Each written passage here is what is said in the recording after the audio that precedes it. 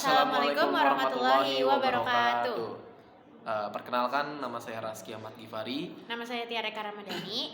Jadi di video e-commerce pada kali ini dengan dosen pengampu Bapak Eko untuk memenuhi tugas akhir semester 3, kami akan membahas mengenai bagaimana cara membuat akun GrabFood di aplikasi Grab Merchant. Simak videonya. Jadi langkah yang pertama yang harus kalian lakukan, pertama itu kalian harus download dulu aplikasi GrabFood-nya atau Grab Merchant yang ini. Nanti ditampilkan. Nah, terus langkah selanjutnya, kalau misalkan kalau udah download di Play Store aplikasi Grab Merchant ya, kalian bisa tuh masuk masuk aplikasinya, terus isi beberapa informasi umum. Nah, yang pertama itu di sini nanti ada nama merek. Jadi kalian masukin tuh nama resto atau usaha kalian sesuai dengan nama toko kalian masing-masing. Selanjutnya ada nama cabang. Itu tuh kayak gedung atau areanya gitu. Nah, kalau di sini kita masukinnya PSU Hamka. Untuk yang nama mereknya itu kita masukin One Lesson. Kayak gitu. Nah, terus lokasinya kalian juga tag lokasi tempat toko kalian itu ada. Nah, karena kita ini lagi tugas kuliah, jadi kita pakai lokasinya itu adalah kampus. Nah, untuk alamatnya itu kalian tulis ulang lagi alamat lengkap dari lokasinya itu. Jadi ditulis ulang lagi, kan kalau yang lokasi itu adalah tagkan lokasinya. Kalau yang alamat itu penjelasan dengan detail kayak ada nama jalannya, terus nomornya sama kode posnya. Kayak gitu. Nah, terus nanti di sini ada tipe bangunan. Kalian bisa pilih ada mall, ada stasiun kereta, ada lapangan terbang, terminal bus dan lain-lain, ada banyak. Nah, karena kita di sini gedung sarana pendidikan, jadi kita pencetnya atau pilihnya yang gedung sarana pendidikan. Nanti kita tampilin di sini ya. Terus nanti ada provinsi. Kalian pilih nih sesuai dengan alamat kalian. Kalau kita karena adanya di Jakarta DKI, ya jadi kita pilihnya yang Jakarta DKI. Seperti itu. Terus kotanya kita pilih Jakarta Selatan. Kalian sesuaikan dengan daerah kalian masing-masing. Terus juga kode pos sama. Jadi intinya ini diruntutin lagi secara rinci. Terus ada informasi manajer toko. Nah, di sini kalian bisa masukin nama manajer tokonya. Karena di sini kita pakai namanya Raski, jadi kita masukin namanya Raski gitu. Nah, nanti ada juga untuk informasi mengenai telepon manajer tokonya. Itu masukin nomor telepon sesuai sama orang yang tadi jadi manajernya, terus sama email manajer tokonya. Yang punya email sama yang punya nomor telepon si manajer tokonya harus orang yang sama. Jadi datanya harus sama kayak gitu. Biar bisa di ACC. Terus nanti kalian bisa pencet next nih, ada berikutnya. Next. Nah, untuk informasi yang selanjutnya itu adalah jenis masakan dan sertifikasi. Kalau misalkan kalian udah punya sertifikat halal, kalian bisa pilih, ya kamu memiliki sertifikat halal. Kalau misalkan enggak, di sini juga ada pilihannya. Tidak, kami tidak memiliki sertifikasi halal gitu. Karena kita belum punya sertifikat halal, jadi kita pilihnya yang tidak. Terus di sini ada pertanyaan, apakah restoran ini menawarkan hidangan yang mengandung daging babi? Nah, tergantung dengan menu yang kalian punya. Kalau misalkan kalian ada, tinggal klik iya. Kalau misalkan tidak ada, kalian tinggal ketik tidak. Terus bisa next lagi nanti. Nah, di sini ada detail bisnisnya. Kalian nanti akan ditanya informasi umum. Di sini tuh ada jenis bisnis, ada dua doang. Ada usaha perorangan dan ada perusahaan. Nah, karena kita ini punyanya UMKM, jadi ini adalah usaha perorangan. Terus nomor bisnis sama email bisnis. Nah, kalau bisa ini itu informasi atau datanya sama ya. Jadi nomor sama email adalah sama gitu. Terus nanti kalian bisa next lagi. Nah, di sini nanti kalian akan diminta untuk mengunggah KTP, kartu keluarga atau SIM, sama foto selfie wajah. Nah, usahakan data KTP, kartu keluarga atau SIM, sama foto selfie wajahnya adalah data orang yang sama. Karena tadi udah pakai nomor telepon dan email Raski, jadi di sini untuk KTP, kartu keluarga dan SIM serta foto selfie-nya itu menggunakan data-data dari Raski. Nah, di sini nanti langsung nih kebaca nomor identitasnya. sama nama lengkap sesuai kartu identitasnya gitu, dan tanggal lahir. Pokoknya ketika kalian sudah memasukkan KTP, nanti langsung ke data, ke input sendiri perihal NIK sama nama lengkap serta tanggal lahir. Kayak gitu. Terus nanti kalian bisa next lagi. Hampir selesai. Sekarang isi detail perbankan dan keuangan Anda. Jadi di sini ada detail rekening bank, pemegang rekeningnya, pemilik atau lainnya. Nah, karena kita ini pakai datanya Raski, jadi pemilik gitu. Dan nanti tinggal masukin namanya Raski. Terus nanti ada masukin nama bank, tergantung kalian pakainya apa, misalkan BSI, BCA, Mandiri, BRI atau PNBNI atau bank apapun. Karena di sini pilihannya ada cukup banyak gitu ya, hampir semua bank ada. Dan masukin nomor rekening sesuai bank kalian kayak gitu. Terus nanti ini tuh ada kris untuk toko Anda. Jadi ini tuh bisa masukin nomor merchant identity krisnya. Karena kita nggak ada, jadi kita tidak memasukkan seperti itu.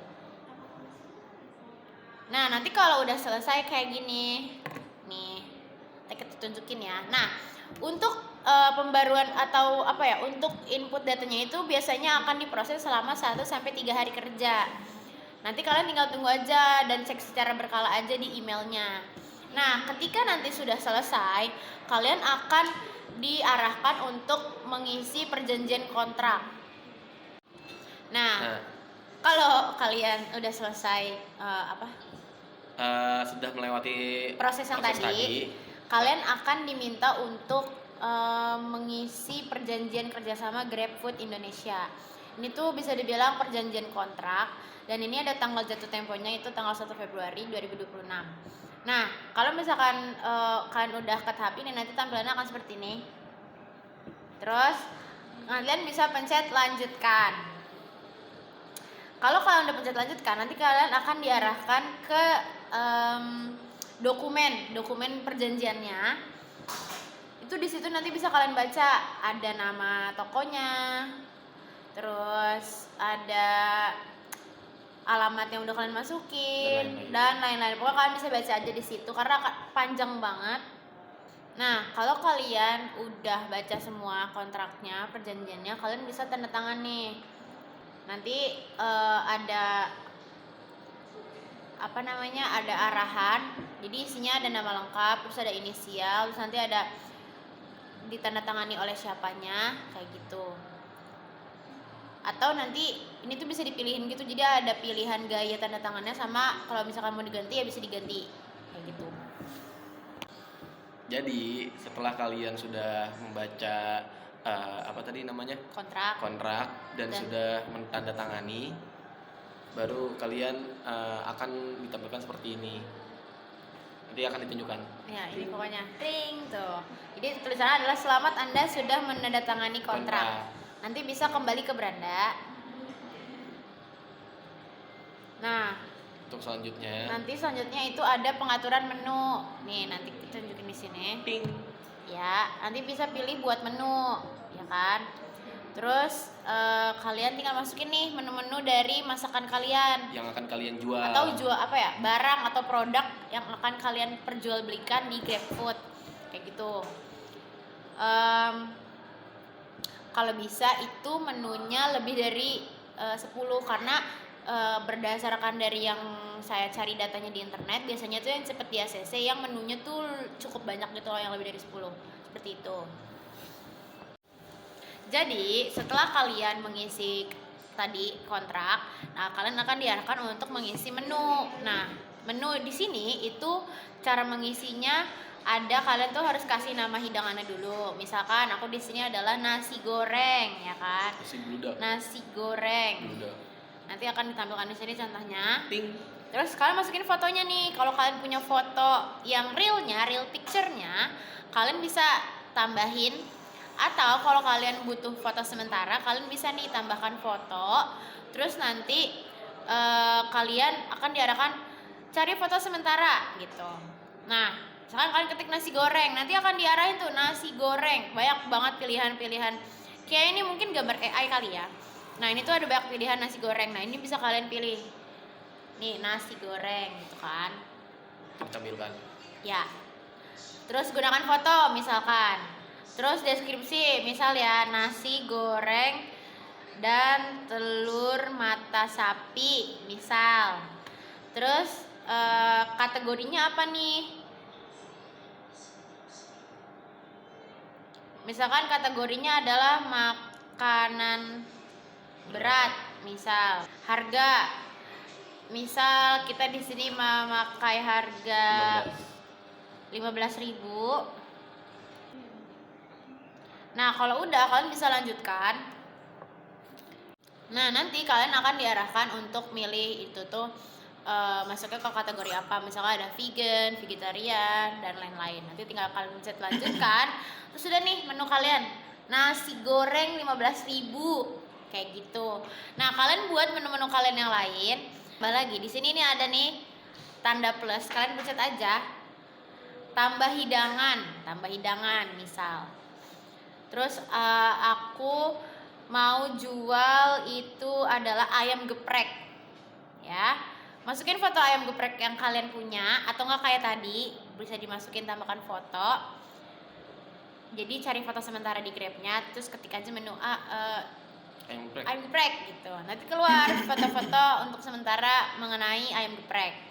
Masukin deskripsi, pokoknya caranya kayak tadi, kalian masukin kalau bisa tuh lebih dari 10. Ya, lebih dari 10 menu kayak gitu. Oke, tadi adalah sekilas pemaparan yang telah kita berikan kepada kalian mengenai pembukaan akun di aplikasi Grab Merchant.